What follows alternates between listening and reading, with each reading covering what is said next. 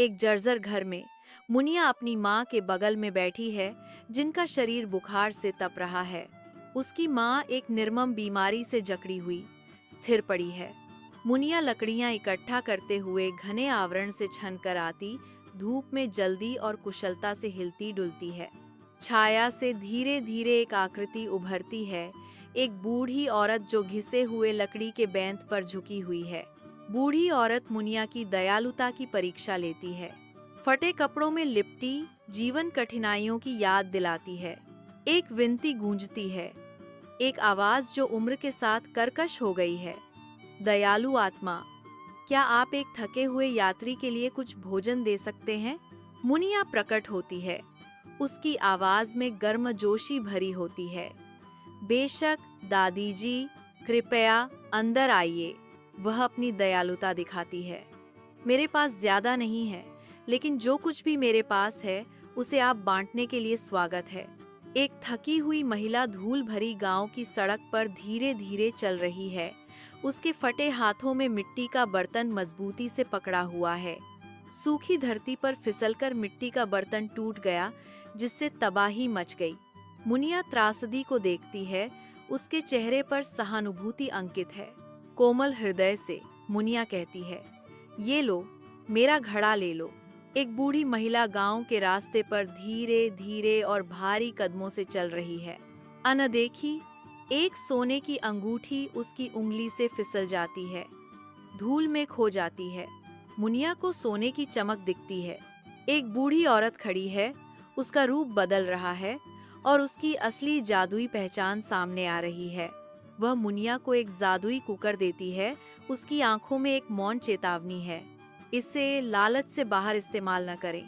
मुनिया अपनी माँ की देखभाल सुनिश्चित करते हुए जीविका कमाने के लिए अथक रूप से लकड़ियाँ बेचती है। आशा की एक क्षण में मुनिया जादू कुकर से प्रार्थना करती है, मेरी माँ के लिए खीर बनाओ। मुनिया की आवाज प्रत्याशा से कांपती है, क्योंकि वह आदेश देती है, मेरी माँ के लिए खीर बनाओ। मुनिया की माँ ठीक हो जाती है और मीठी खीर का आनंद लेती है। वे दोनों खुश हैं। मुनिया अपनी माँ को अकेला छोड़कर अपनी सहेली के घर खेलने चली जाती है। उसकी माँ का पेट गुर्राता है। भूख की एक टीस अचानक उठती है। वह जादू के कुकर की ओर मुड़ती है। उसकी आंखों में राहत के लिए एक मौन प्रार्थना है। मुनिया के घर में करी की समृद्ध खुशबू फैलने लगती है, एक सुगंधित बाड़ जो गर्मी और आराम का वादा करती है। मुनिया के गांव वापस पहुंचते ही हवा में करी की खुशबू भारी हो जाती है। मुनिया कुकर तक पहुंचती है। उसका भाव दृढ़ है। मुनिया कुकर उठाती है। गांव के हृदय में ग्रामीणों की हंसी करी की समृद्ध सुगंध के साथ मिलती है। आवाजों का एक समूह उठता है, मुनिया, हमें अपने इस कुकर के बारे में बताओ। तेज धूप में मुनिया कुकर की खबर साझा करती है, जिससे ग्रामीणों में उम्मीद भर जाती है। अब गांव में कोई भूखा नहीं रहेगा। ग्रामीण ध्यान से सुनते हैं। उनके चेहरे आशावाद की एक साझा भावना को दर्शाते हैं। सुखिया मुनिया से एक कुकर उधार लेती है। उसकी आंखों में लालच की चमक है। सुखिया कुकर का दुरुपयोग करती है। सुखिया के घर में भाप और सुगंध भर जाती है, क्योंकि कुकर उफन जाता है। मुनिया कुकर बंद कर देती है। गांव के हृदय में सुखिया अपने हाथों को जोड़ती है। मुनिया से माफी मांगती है, क्योंकि धूल उनके चारों ओर घूमती है। मुनिया की आवाज नरम हो जाती है, मैं तुम्हें माफ करती हूँ सुखिया। मुनिया अपना कुकर निकालती है। शादी में डकैती, दहेज लूटा गया। मुनिया को दहेज की चोरी का पता चलने पर आनंदमय विवाह निराशा के दृश्य में बदल जाता है। मुनिया किसान को जादुई कुकर सौंपती है, जिससे उनकी संधि पक्की हो जाती है। विशाल खेतों के बीच एक खुशी का उत्सव सामने आता है, क्योंकि किसान सभी के लिए एक भव्य शादी का भोज आयोजित करता है। हंसी और संगीत हवा में भर जाते हैं, दिलों को एकता और आनंद में बांधते हैं। आनंदमय पर्व खुलता है, सामुदायिक भावना और साझा खुशी का ताना बाना। मुनिया कांपती, कुकर मांगा। किसान, मुझे इसकी यादा ज़रूरत है। मुनिया ध्यान केंद्रित करती है। कुकर को जगाते ही उसकी शक्ति बढ़ जाती है। कुकर फट जाता है, जिससे भोजन की बाढ़ आ जाती है और किसान का घर डूब जाता है। किसान का घर अब भोजन से भर गया है। किसान कांपते हुए कुकर मुनिया को लौटा देता है। शांत सुबह की धूप में किसान अपने विनम्र घर के सामने खड़ा है।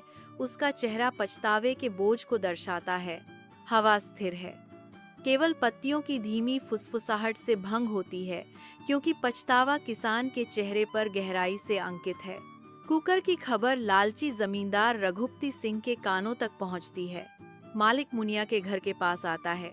मकान मालिक कहता है, मैं तुम्हारा प्रेशर कुकर उधार लेने आया हूँ मुनिया। जमींदार अपने हवेली पर पहुंचता है। उसके हाथ में एक प्रेशर कुकर कसकर पका हुआ है। वह प्रेशर कुकर के साथ अपना दुर्व्यवहार जारी रखता है।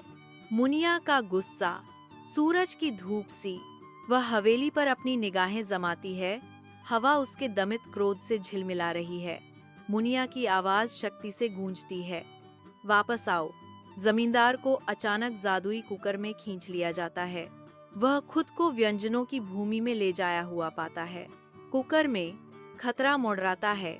मुनिया के पास आते ही ग्रामीणों के चेहरों पर चिंता की लकीरें उभर आती हैं। ग्रामीणों की मांग है, हमें जमींदार के बारे में बताओ। कक्की धूप में मुनिया धूल भरे गांव में खड़ी है। उसका चेहरा दुहक और समझ का कैनवास है। उसकी आवाज एहसास के बोझ से टूट जाती है। लालच का यही अंजाम होता है। मुनिया कुकर लेकर मुड़ जाती है। किसान अफसोस से भरा स्थिर खड़ा है। गांव फिर से सांस लेता है। जमींदार की पकड़ से मुक्त, फिर भी उसकी आलीशान दावत की फुसफुसाहट हर कोने में बसी हुई है। खबर तेजी से फैलती है, जो गांव के लालची जमींदार रघुपति सिंह तक पहुंचती है। उसकी आंखों में लालच की चमक उठती है। जमींदार अकेला बैठा है। उसका दिमाग भव्य डिजाइनों से भरा हुआ है। मंद रोशनी उसकी आंखों में बुखार की चमक पकड़ लेती है। जमींदार सोचता है कि अगर वह जादुई कुकर हासिल कर लेता तो वह राजा से भी महान बन जाता। मालिक जमीन की साजिश रचता है। कुटिल इरादे से प्रेशर कुकर पर ध्यान केंद्रित करता है। मुनिया अपने घर के बाहर बैठी प्रेशर कुकर साफ करने में मग्न है। मकान मालिक आता है। अथक धूप में एक जमींदार मुनिया के साधारण घर के बाहर भयावह रूप से खड़ा है। उसकी छाया एक स्पष्ट चेतावनी है। उसकी आवाज शांत गर्मी को चीरती हुई कहती है, तुम्हारी बूढ़ी माँ बहुत बीमार है और उसे कुछ स्वादिष्ट खाने की जरूरत है। कगी धूप में मींदार मुनिया के जर्जर दरवाजे पर खड़ा है। वह बेचैन है। उसकी बेचैनी सा झलक रही है। मकान मालिक बोलता है। उसकी आवाज में झूठी विनम्रता भरी हुई है। मुनिया, मुझे 2 दिनों के लिए तुम्हारा कुकर उधार चाहिए। मुनिया आशा और आशंका के मिश्रण के साथ जमींदार को प्रेशर कुकर देती है। कृपया इसका दुरुपयोग न करें। मुनिया के शब्द अनकही आशंकाओं से लदे हुए हैं। जमींदार बैठे हैं। उनके चेहरे पर धीरे धीरे शिकन जम रही है। जमींदार सोचता है कि अब उसे कुकर कभी वापस नहीं मिलेगा। जमींदार अपने हवेली में कदम रखता है। जादुई कुकर उसके हाथ में है और वह तुरंत आदेश देना शुरू कर देता है। जमींदार की गरजती आवाज सुनकर नौकर भागते हैं, उनकी हर इच्छा का अनुमान लगाते हुए। जमींदार के घर का अंदरूनी भाग दिखाया गया है। धूप शानदार विवरणों को उजागर कर रही है। जमींदार ने घोषणा की, अब मैं इस गांव का सबसे अमीर आदमी बनूंगा। जमींदार के घर के अंदर पवित्र मंत्रों से वातावरण भर गया। स्वादिष्ट व्यंजन सामने आने लगते हैं। एक अंतहीन उपहार। जमींदार का चेहरा संतुष्टि से चमक रहा है। अपरिवर्तनीय लाभ के विचारों में खोया हुआ है। जमींदार का लालच और बढ़ जाता है। वह लगातार कुकर से भोजन की मांग करता है। कुकर थक जाता है। एक नया दिन शुरू होता है, लेकिन आज मुनिया को एहसास होता है कि कुकर वापस नहीं किया गया है। दृढ़ संकल्प ने उसकी निगाहों को और कठोर बना दिया। वह अपने मन को केंद्रित करती है, गुप्त जादुई शक्ति का संचार करती है। वह कुकर पर एक नया आदेश देती है, एक अनकही आज्ञा। मुनिया के साधारण घर को धूप नहलाती है। पेड़ों के बीच से एक हल्की हवा फुसफुसाती है। सजे हुए खाना पकाने के बर्तन के सामने मुनिया की आंखें दृढ़ संकल्प से चमकती हैं।